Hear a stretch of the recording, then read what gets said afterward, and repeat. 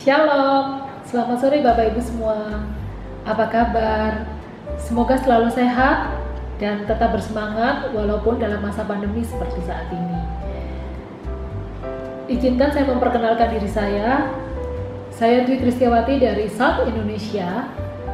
Pada sore hari ini kita akan bersama-sama merenungkan bagian firman Tuhan dari bacaan kita yang terambil dari kitab Yohanes pasal 1 ayat 19 sampai 28.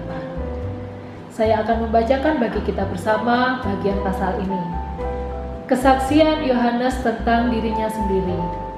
Dan inilah kesaksian Yohanes ketika orang Yahudi dari Yerusalem mengutus beberapa imam dan orang-orang Lewi kepadanya untuk menanyakan dia, "Siapakah engkau?" Ia mengaku dan tidak berdusta, katanya, "Aku bukan Mesias." Lalu mereka bertanya kepadanya, "Kalau begitu, siapakah engkau? Elia?" Dan ia menjawab, "Bukan." "Engkaukah nabi yang akan datang?" Dan ia menjawab, "Bukan." Maka kata mereka kepadanya, "Siapakah engkau?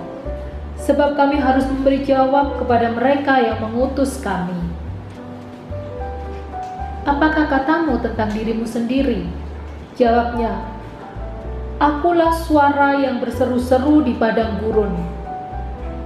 Luruskanlah jalan Tuhan seperti yang telah dikatakan Nabi Yesaya." Dan di antara orang-orang yang diutus itu ada beberapa orang Farisi. Ayat yang ke-25. Mereka bertanya kepadanya, katanya, "Mengapakah engkau membaptis? Jikalau engkau bukan Mesias, bukan Elia, dan bukan Nabi yang akan datang." Ayat yang ke-26, Yohanes menjawab mereka, katanya, "Aku membaptis dengan air, tetapi di tengah-tengah kamu berdiri dia yang tidak kamu kenal, yaitu dia yang akan datang kemudian daripadaku. Membuka tali kasutnya pun aku tidak layak." Hal itu terjadi di Betania, di seberang sungai Yordan, di mana Yohanes Pembaptis. Amin. Sampai di sini pembacaan firman Tuhan. Pada sore hari ini, kita bersama-sama akan merenungkan bagian kebenaran firman Tuhan ini. Saya akan mengawali bagian perenungan kita dengan sebuah pernyataan. Menjadi terkenal adalah impian banyak orang. Tentu saja, tak ada satu orang pun yang tidak ingin terkenal di dalam kehidupan kita sehari-hari. Kita sering melihat bagaimana orang berjuang untuk menjadi terkenal dan bahkan dikagumi atau disukai banyak orang. Yohanes Pembaptis adalah orang baru yang cukup fenomenal di dalam dunia pelayanan pada masa itu. Pesan yang dibawakannya juga sangat spesial. Janji tentang kedatangan Mesias. Ia juga melakukan tindakan membaptis orang. Pada saat itu, tindakan yang dilakukan oleh Yohanes dianggap sebagai tindakan untuk mengumpulkan pengikut. Sebagai seorang yang masih muda dan belum punya nama, apa yang dilakukan oleh Yohanes menimbulkan kontroversi pada masa itu.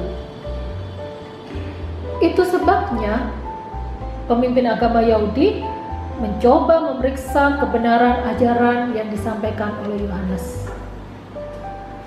Pada ayat yang ke-19 kita bisa membaca bersama-sama, para pemuka agama Yahudi dari Yerusalem mengutus beberapa imam dan orang-orang Lewi untuk datang dan menanyakan kepada Yohanes, "Siapakah engkau?" Pemimpin agama Yahudi menanyakan, apakah Yohanes adalah perwujudan Elia, nabi terkenal dalam Perjanjian Lama. Mereka juga menanyakan, apakah Yohanes adalah Mesias yang dijanjikan oleh Allah. Bapak Ibu yang terkasih di dalam nama Tuhan, di dalam menjawab semua pertanyaan tersebut, Yohanes tidak berdusta. Bagian ini sangat jelas kita lihat di dalam ayat yang ke-20. Saya akan membacakan bagi Bapak Ibu semuanya. Ia mengaku dan tidak berdusta, katanya, "Aku bukan Mesias." Hal ini sangat jelas untuk kita pahami bersama-sama bahwa Yohanes sedang tidak menggunakan atau memanfaatkan kesempatan itu untuk meninggikan dirinya sendiri. Meskipun kesempatan itu bisa diambilnya sebagai orang baru ketika posisinya disamakan dengan Elia dan Mesias, pastilah amat membanggakan. Tapi kita sepakat bersama-sama, dalam hal inilah karakter Yohanes diuji. Dan ternyata Yohanes adalah orang yang jujur dan tidak mudah memanfaatkan kesempatan untuk mencari ketenaran bagi dirinya sendiri. Yohanes sangat tahu siapa dirinya, yaitu seorang hamba Tuhan. Meskipun Yohanes diperhadapkan dengan berbagai pertanyaan tentang pelayanannya, ia tetap sadar dan menyatakan kedudukannya yang tidak layak jika dibandingkan dengan Mesias yang akan datang. Bapak Ibu yang terkasih dalam nama Tuhan Yesus, pemahaman dan kesadaran diri seperti yang dimiliki Yohanes rasanya perlu juga dimiliki oleh setiap orang yang pada saat ini melayani Yesus. Karakter rendah hati, sifat tidak memanfaatkan kesempatan untuk menjadi tenar akan keberhasilan diri sendiri, dan yang terpenting, tidak seharusnya pelayanan yang kita lakukan bersaing dengan Kristus sebagai tokoh sentral dalam pelayanan kita saat ini. Tentang hal ini, saya mencatat, bila seseorang tidak melihat jati diri dalam kaitannya dengan Yesus, maka ia hanya bisa melihat kemampuannya sendiri. Biasanya, seseorang dengan karakter semacam ini cenderung tidak rela direndahkan di dalam melakukan pelayanannya. Tapi kita tahu bahwa kasih Kristuslah yang melayakkan kita untuk ada dan menerima tanggung jawab pelayanan. Bila kita tahu hal itu, maka kita sedang diperhadapkan dengan Kristus. Kita diperhadapkan kepada Sang Pengutus pelayanan itu sendiri bagi diri kita. Ketika kita diperhadapkan sekali lagi dengan Kristus sebagai pengutus pelayanan kita, maka keangkuhan dan sifat mementingkan diri sendiri akan meluruh dengan sendirinya. Mesti kita tahu, terkadang di dalam pelayanan tidak selalu berjalan baik, tidak selalu berjalan mulus.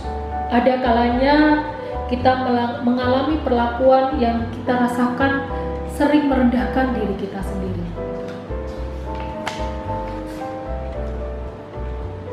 Dalam bacaan kita pada perikop Yohanes 1 ayat 19 sampai dengan 28 yang bersama-sama sudah kita baca dan kita renungkan, kita sepakat untuk melihat Yohanes sebagai teladan bagi kita semua.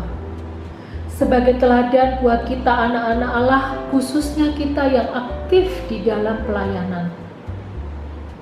Entah saat ini posisi kita sebagai seorang pendeta, majelis, song leader, guru sekolah minggu, aktivis ataupun lainnya, kita sepakat mengatakan bahwa bintang utama di dalam pelayanan kita bukanlah diri kita, melainkan Kristus.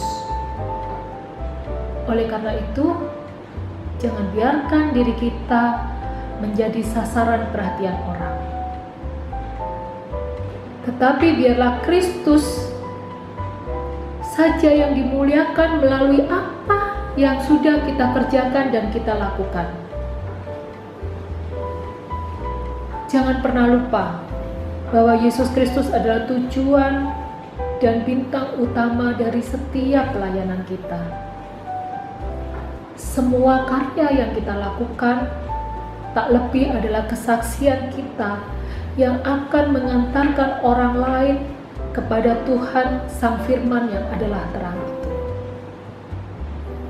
Mari kita ingat bagian kita itu, bahwa setiap pelayanan yang kita lakukan seharusnya membuka jalan untuk orang lain boleh melihat bahwa Kristuslah sumber kesaksian di dalam setiap pelayanan yang kita lakukan. Dan itu akan bisa menjadi penghantar orang untuk lebih mengenal dan menerima Kristus sebagai Tuhan dan Juru Selamat pribadi mereka. Amin. Selamat menyongsong Natal 2020. Selamat memasuki tahun baru 2021. Tetap semangat, jaga kesehatan, Tuhan Yesus memberkati. Sampai jumpa.